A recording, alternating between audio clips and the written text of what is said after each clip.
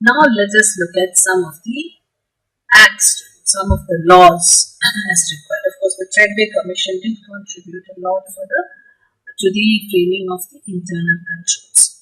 Sarbanes-Oxley Act, let us take a look. The Sarbanes-Oxley Act was enacted by the Congress, US Congress in 2002, right?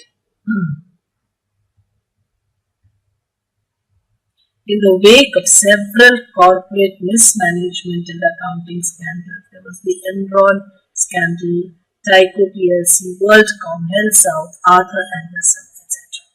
Mismanagement and accounting scandals. These make pretty interesting reading, students. But this is what actually drove governments to establish certain accountability. Certain rules were put in, certain laws were passed, so that the auditing profession, the accounting profession, they could be held accountable. Okay. What was the purpose? To protect the investors from the possibility of fraudulent accounting activities by corporation. Okay. Senator Paul Sarbanes and Representative Michael Oxley, they drafted the Sarbanes-Oxley Act in 2002. It's often referred to as the SOX 2002. Okay. Now, what does it do? It tells us the increased responsibilities of the board of directors, the managements, and the auditors, the public accounting firms, Is it clear?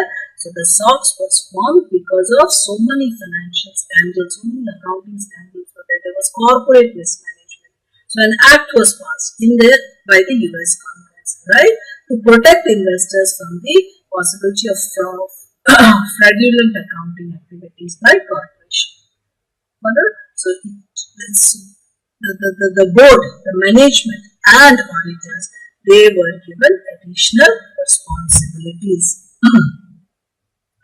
Now, the SOX also created the Public Company Accounting Oversight Board, PCAOB, which required auditors of US public companies to be subject to external and independent oversight. Followed, what did they create? The PCAOB, a board, basically a board. The Sarbanes-Oxley Act created a board which required the auditors, auditors of US public companies, they will be subject to external and independent oversight. Up to date, this profession had been self-regulated. Now they would be monitored. Did you understand, students? The work of the auditors would be there would be an oversight over would be monitored. There would be an oversight over the work of the auditors of public companies. The Securities and Exchange Commission has oversight authority over PCAOB. So this board works under the Securities and Exchange Commission. Now, SOX has many sections. Ones which are relating to internal control, pertinent to your CMA exam only will be discussed here. They were the sections 201, 3, 4, please not 2, 404 and 407. Let us see what they relate to. Now, Sarbanes-Oxley Act section 201 says, services outside the scope and practice of auditors. Registered public accounting firms, okay? They cannot provide non-audit services like management consulting and internal audit to their clients. Followed, management consulting, internal audit services to their clients cannot be given. This section was introduced so that the auditor can retain its independence. So what does the auditor do? External audit is a statutory audit, right? He should not also provide non-audit services, management consulting or internal audit service. Look at this, students. Arthur Andersen, who are the auditors of Enron, they received $27 million as non-audit, as fees for non-audit services, and $25 million for audit services. There could be a conflict of interest, so registered public accounting firms were not allowed to provide these services to their clients. Okay? They could provide tax services, but they cannot go to court, cannot represent their client in a tax court. Okay, 201. We are still at 201. Therefore, the auditor cannot function in the role of the management. When you are doing management consulting, etc., it is internal, right? It is from the point of the management. He cannot audit his own work, right? So that conflict of interest, that independence is not compromised. An auditor cannot serve in an advocacy role for his or her clients. He cannot go. So though he may help the client with the tax issues, he cannot go and stand advocate on behalf of his represent his client in the tax. So that was 201. Clear? What was it? Services outside the scope of the practice of auditors. Okay. Partner rotation. There should be rotation. So a public accounting firm cannot provide services to an issuer. You understand, students? Issuer. Whenever we talk of issuer, we are actually talking of an issuer of securities. Okay. If the lead partner, the coordinating partner, the partner with the primary responsibility or the partner responsible for reviewing the audit, okay, if he has been performing the audit services for the issuer for the 5 of the continuous previous fiscal years, then that's it. You need a new person.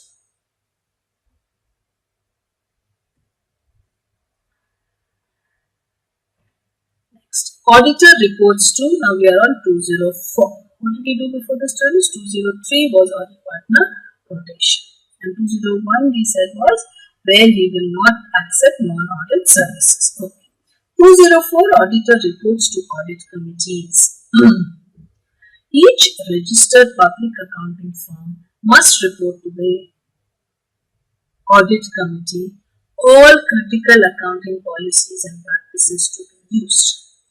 All alternative treatments of financial information within GAAP that have been discussed with the management, and the ramifications of the use of such alternative disclosures and treatments and the treatment which is preferred by the firm.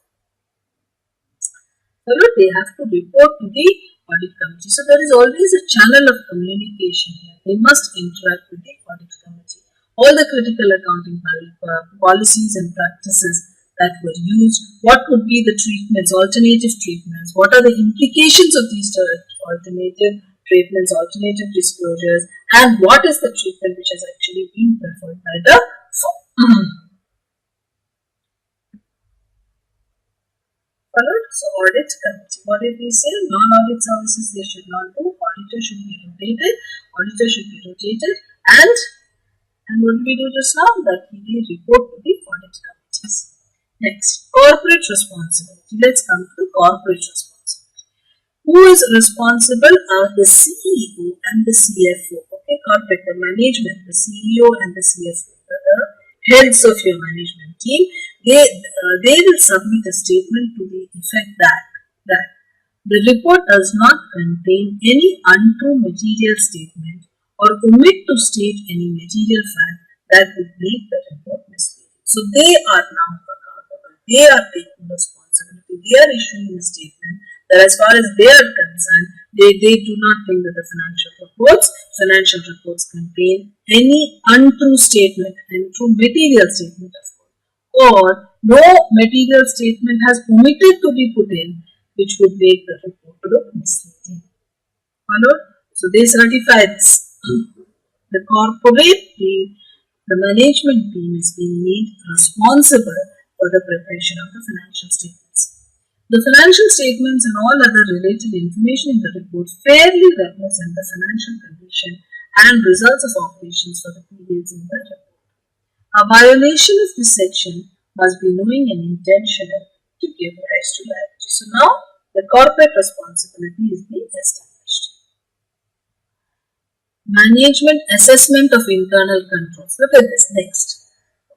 And next what you have? Management's assessment of internal controls. Every annual report of an issuer will contain an internal control report which stating the responsibility of the management for maintaining an adequate internal control structure and procedures for financial. So the management is certifying. The management certifies that they have an adequate internal control structure and procedures for financial reporting. Okay.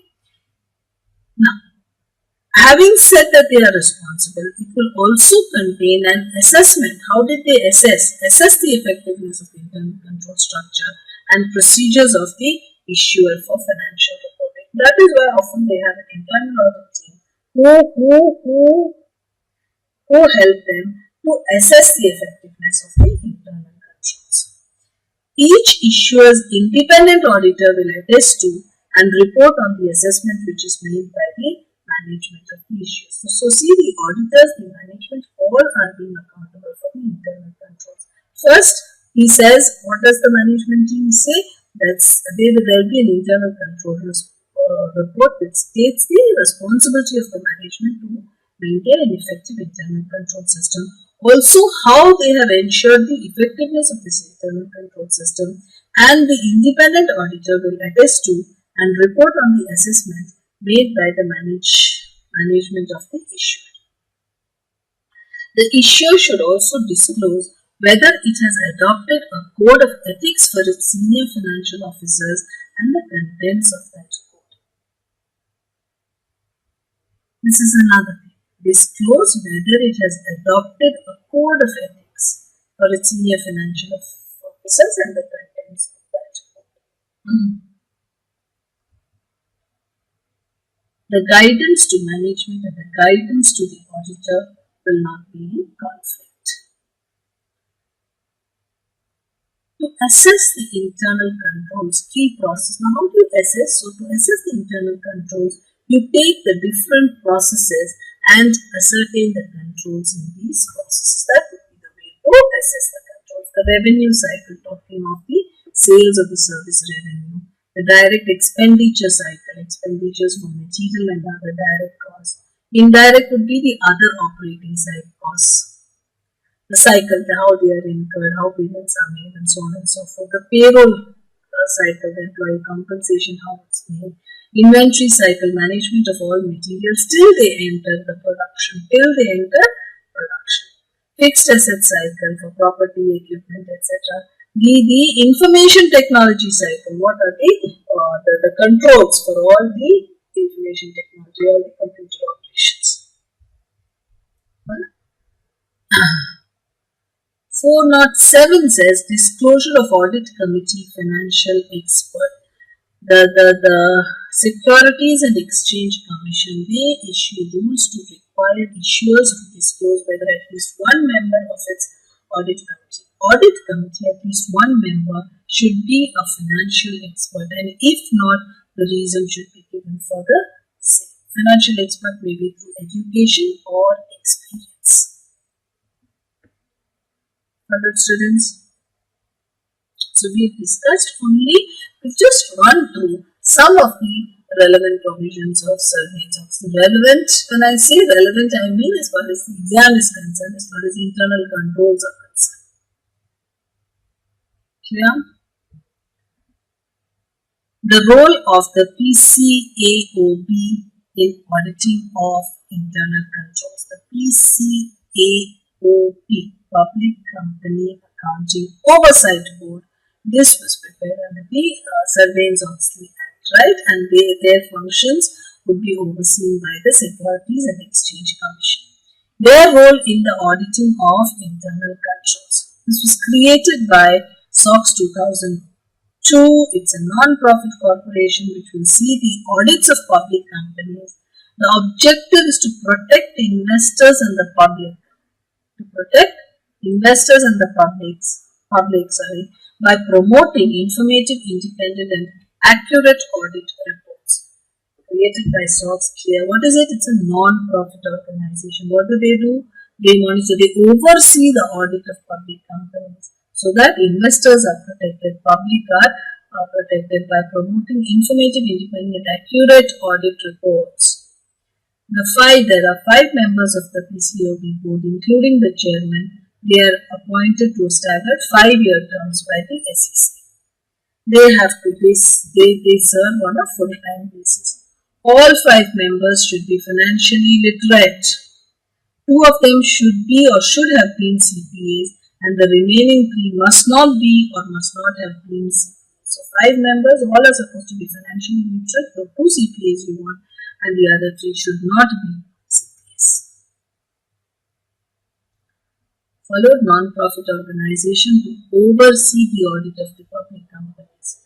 The investors and the public, they get independent audit reports, accurate audit reports. 5 members, full-time members, 2 CPAs and 3 non-CPAs. Chairman may be a CPA but should not have been a practicing CPA for the past 5 years.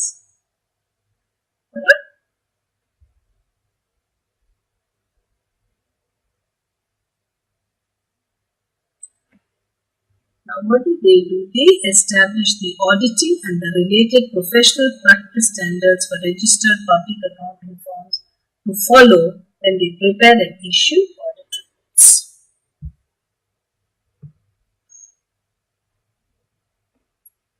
Again, a few of the sections we could just quickly go through.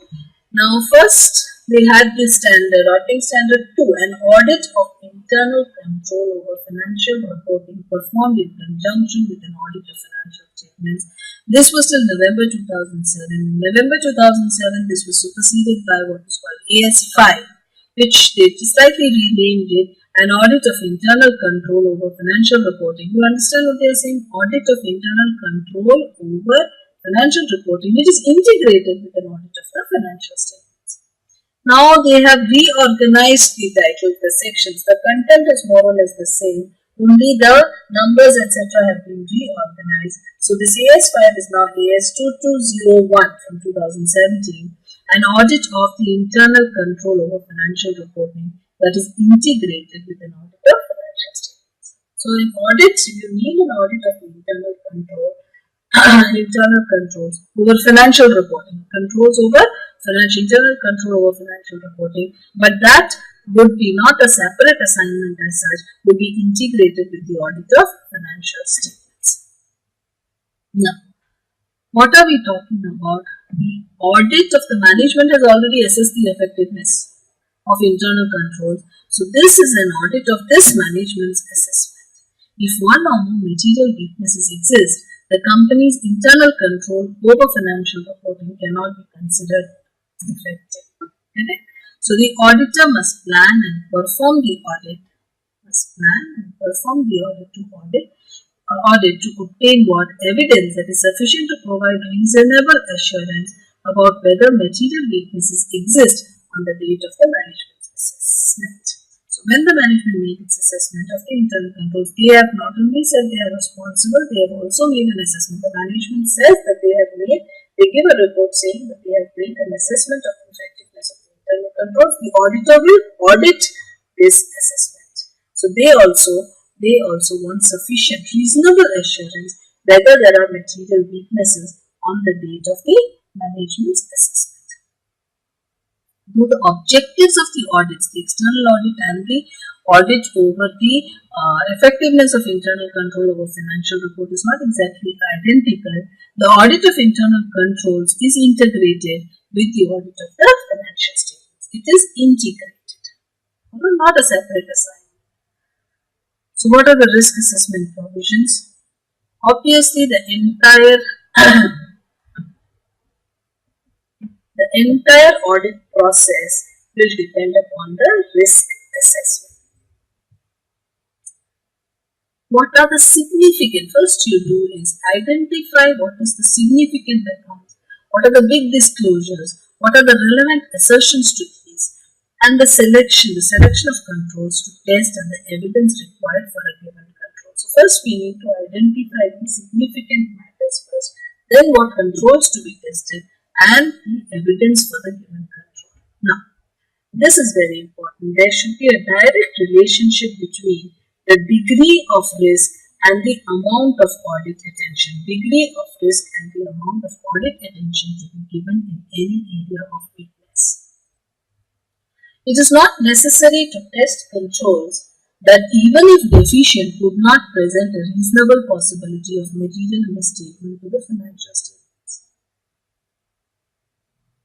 So if no point in testing controls which even if they are deficient does not really present a reasonable possibility of material misstatement, it has to be related to the benefit, right? So these always must be cost benefit analysis. So So what is important is to always see that the degree of risk and the amount of audit attention is direct, and do not waste time testing controls which, even if deficient, do not really make any difference, much of a difference in the financial statements. Risk assessment will depend, of course, on the complexity of the organization or the business unit or the process, right? Now, so what will the auditor do? The auditor will see whether the company's controls are enough, they really address the risk of material misstatement due to fraud. If there have been significant transactions outside the normal course of business, what are the controls being exercised? Say controls over significant transactions. So you identify these exceptional cases. Controls over adjustments made in the period and financial reporting process. Here, there's always chance of error, chance of fraud, because people are working under high stress during that time, under a lot of pressure. They are trying to close. So controls, what adjustments? What are the controls in place for adjustments which are made then? Controls over related party transactions. Very, very important. Yes or no? What transactions we have? Who are related to the directors? How many suppliers, customers, so on and so forth. Controls related to significant management estimates. When estimates are made, wherever there is judgment is being exercised, there needs to be greater oversight. Controls that mitigate incentives for management to falsify or inappropriately manage financial results. Controls that mitigate incentives for management to falsify or inappropriately manage financial results.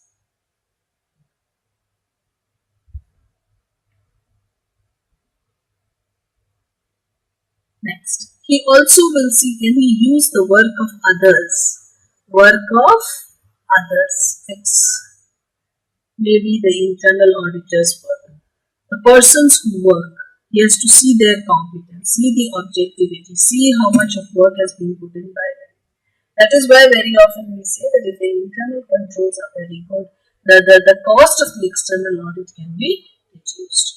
Of course, the auditor could receive direct assistance from the internal auditors, company people and the third parties working on the direction of management of the audit committee. I don't know if you remember, students, we said, you remember, audit committee would help in the coordination of the work of the internal and external auditor if required. They should use a top-down approach. First go from the top, identify what are the control accounts, what are the big things, what are the bigger elements which, if misstated, will have a huge impact on the financial statements. Material misstatements is what we are looking at. So instead of looking at the transaction control, starting from the bottom and working up, because by that time people would have lost, we will spend so much time in these little controls. It is better that we take a top-down approach, identify which are the bigger areas, and then see what controls are there in these areas and move top-down instead of a bottom-up approach. We will discuss this once more. In subsequent years' audits, the auditor should incorporate the knowledge obtained during the past audits performed for determining the nature, timing, and extent of testing necessary. Absolutely. Yes or no? When an auditor is there for 2-3 years, the knowledge which is already gathered over the last 2 years would, of course, be a huge source of resource. Yes or no? That will always be, he can always use that for determining how much, going for the plan for the next period, what should be the nature, what should be the timing, how much of testing is